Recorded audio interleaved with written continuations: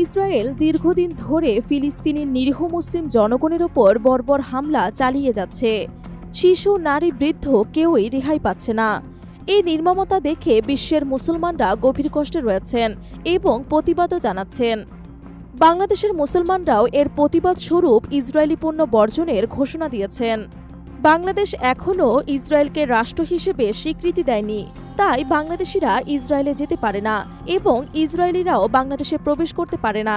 যদিও এতদিন এই বিষয়ে ইসরায়েল কোনো মন্তব্য করেনি, সম্প্রতি তারা প্রতিক্রিয়া জানিয়েছেন। তাদের অফিসিয়াল এক্স অ্যাকাউন্টে তারা সংক্ষেপে প্রতিক্রিয়া দিয়ে বলেছেন, ঠিক আছে।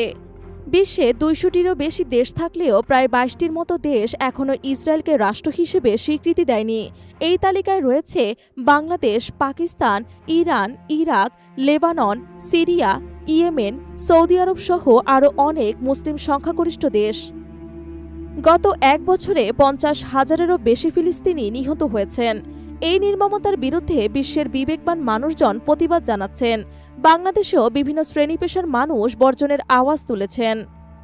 বয়কট মানে শুধু পণ্য না কেনা বা ব্যবহার না করা। কোনো কোম্পানির পণ্য যদি কেউ না কেনে, তাহলে সেই কোম্পানি আর্থিকভাবে ক্ষতিগ্রস্ত হয়। তাই সঠিকভাবে বয়কট করলে এর প্রভাব ফেলানো সম্ভব। ইসরায়েলি পণ্য চেনার সবচেয়ে সহজ উপায় হল বারকোড দেখা। ইসরায়েলি পণ্যের বারকোড সাধারণত ২২৯ দিয়ে শুরু হয়। চাইলে নো থ্যাঙ্কস নামের একটি অ্যাপ ব্যবহার করে আপনি সহজেই জানতে পারেন কোনটি ইসরায়েলি পণ্য।